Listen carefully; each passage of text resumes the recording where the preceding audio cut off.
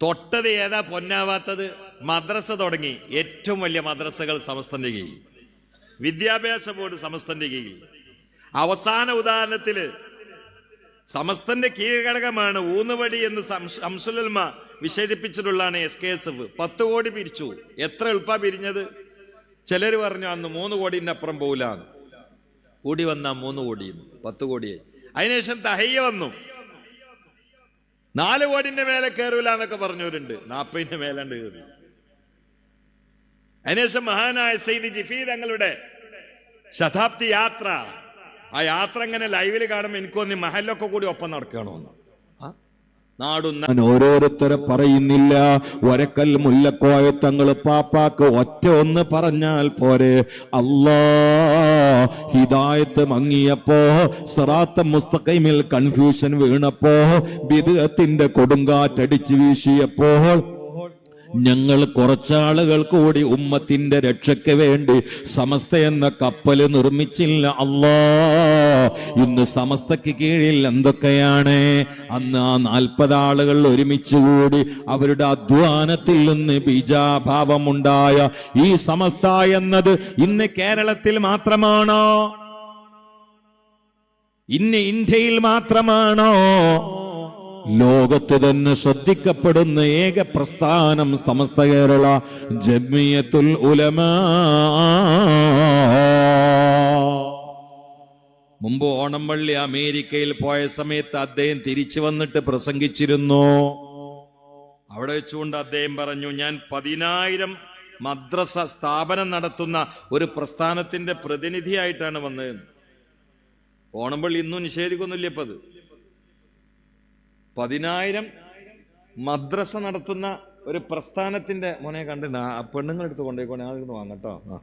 10,000 മദ്രസ നടത്തുന്ന പ്രസ്ഥാനത്തിന്റെ പ്രതിനിധിയായിട്ടാണ് ഞാൻ വന്നത് എന്ന് ഓണംപള്ളി പല രാഷ്ട്രങ്ങളിൽ നിന്ന് വന്ന നേതാക്കളുടെ നീച്ചു പറഞ്ഞപ്പോ കുറെ ആളുകൾ പറഞ്ഞു, ഇരിക്കവിടെ ഒരു 0 കൂടിയതല്ലേ എന്ന് വെച്ചു. കാരണം 10,000 പ്രസ്ഥാനം ഗവൺമെന്റിന്റെ ഔദ്യോഗിക സഹായം ഇല്ലാതെ 10,000 സ്ഥാപനങ്ങൾ നടത്തുക ഒരു പ്രസ്ഥാനം എന്ന് പറഞ്ഞാൽ അവിടെ കൂടിയ അന്താരാഷ്ട്ര നേതാക്കന്മാർക്ക് ഉൾക്കൊള്ളാൻ പറ്റിയില്ല. 1000 തന്നെ ഉൾക്കൊള്ളാൻ പറ്റൂല. അപ്പൊ അവര് പറഞ്ഞു, ഒരു 0 അബദ്ധത്തിൽ കൂടിയതല്ലേ എന്ന് വെച്ചു. അല്ല, 10,000 തന്നെയെന്ന് മൂപ്പര് പറഞ്ഞു. കാരണം ഇത് വരക്കൽ മുല്ലക്കോയ തങ്ങൾ പാപ്പാന്റെ തലയിന്ന് വന്നതാണ്. ഇത് പുടുത്തം വിട്ട് പോവും അന്ത്യം വരെ. അതൊന്നും പോറലേൽപ്പിക്കാൻ നമ്മൾ ആര് ശ്രമിച്ചാലും ശ്രമിച്ചോര് പിന്നോട്ട് പോകുന്നല്ലാതെ സമസ്തക്കൊരു പോറലേക്കൂല. കാരണം ഇത് കറാമത്തിന്റെ പ്രസ്ഥാനമാണ്. കുത്തുബി മുഹമ്മദ് മുസ്ലിയാർ പറഞ്ഞില്ലേ, എന്റെ വിഷം പാമ്പിനെ കയറുള്ളൂ, പാമ്പിനെ കൊണ്ട് കയറൂല എന്ന്. അങ്ങനെയാണ് സമസ്തനെ ചവിട്ടിയവർക്ക് പോയസം അങ്ങട്ടാ കയറുക, അങ്ങോട്ട് കയറൂല. കാരണം ഇതാണ്ട് കയറ്റാൻ പറ്റൂല. ഇത് സാധനം വേറെയാണ്. കടിച്ചോരെ പല്ല് പോവും ലാസ്റ്റ് സമയത്ത്. അള്ളാഹു കാക്കട്ടെ. തൊട്ടത് ഏതാ പൊന്നാവാത്തത്? മദ്രസ തുടങ്ങി. ഏറ്റവും വലിയ മദ്രസകൾ സമസ്തന്റെ കീഴിൽ, വിദ്യാഭ്യാസ ബോർഡ് സമസ്തന്റെ കീഴിൽ. അവസാന ഉദാഹരണത്തില് സമസ്തന്റെ കീഴ്ഘടകമാണ് ഊന്നുവടി എന്ന് ശംസുലുൽമ വിശേഷിപ്പിച്ചിട്ടുള്ളതാണ് SKSF. 10 കോടി പിരിച്ചു. എത്ര എളുപ്പ പിരിഞ്ഞത്? ചിലർ പറഞ്ഞു അന്ന് 3 കോടിന്റെ അപ്പുറം പോകില്ല, കൂടി വന്ന 3 കോടി 10 കോടിയായി. അതിനുശേഷം തഹയ്യ വന്നു, 4 കോടിന്റെ മേലെ കയറൂല എന്നൊക്കെ പറഞ്ഞവരുണ്ട്. 40ന്റെ മേലാണ്ട് കയറി. അതിനുശേഷം മഹാനായ സയ്യിദ് ജിഫി തങ്ങളുടെ ശതാബ്ദി യാത്ര, ആ യാത്ര ഇങ്ങനെ ലൈവിൽ കാണുമ്പോൾ എനിക്ക് തോന്നി മഹല്ലൊക്കെ കൂടി ഒപ്പം നടക്കണോ എന്ന്. നാടും നഗരവും കുന്നും മലയും തെങ്ങും ഒക്കെ ഒപ്പുണ്ടോ എന്ന് തോന്നിപ്പോവാ. നടന്നിട്ട് പൂതിയില്ല. ശ്വാസം മുട്ടണവരാ കൂട്ടത്തിലുണ്ട്, കുരക്കണവരാ കൂട്ടത്തിലുണ്ട്, പ്രായമുള്ളവരാ കൂട്ടത്തിലുണ്ട്, ഓരോ മണിക്കൂറിൽ മൂത്രയിക്കേണ്ട ആൾക്കാർ ആ കൂട്ടത്തിലുണ്ട്. പക്ഷെ എന്താ നടന്നതെന്ന് ആർക്കും അറിയണില്ല.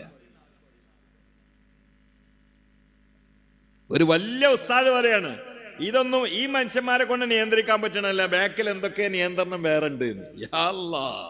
ബുദ്ധികൂർമ്മതയുള്ളവർക്ക് അല്പവാചകം പോരേ, കാര്യം മനസ്സിലാകാ എന്തിനാ പിന്നേറെ.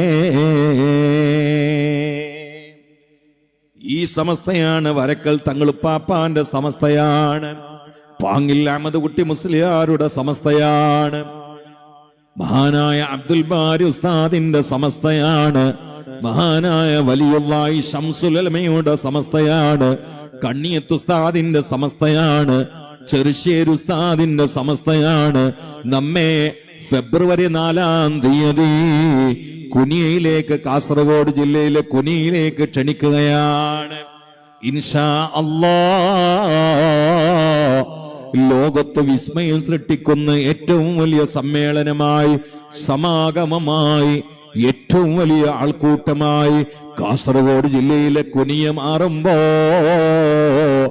അവിടെ വന്നുകൊണ്ട് ഒന്ന് അല്ലാ എന്ന് വിളിക്കാൻ, അവിടെ വന്നുകൊണ്ട് മുത്ത് റസൂലുള്ളാന്റെ മേൽ സ്വലാത്ത് ചൊല്ലാൻ ലോകത്ത് ഈ ഇന്ത്യയിൽ എന്നല്ല ഏഷ്യാ ഭൂഖണ്ഡത്തിൽ വരെ ഇന്ന് വരെ നടക്കാത്ത 33,000 പേരടങ്ങിയ 4 ദിവസങ്ങളോളം നീണ്ടു നിൽക്കുന്ന ക്യാമ്പ്, ആ ക്യാമ്പിലൊന്ന് വന്നിരിക്കാൻ,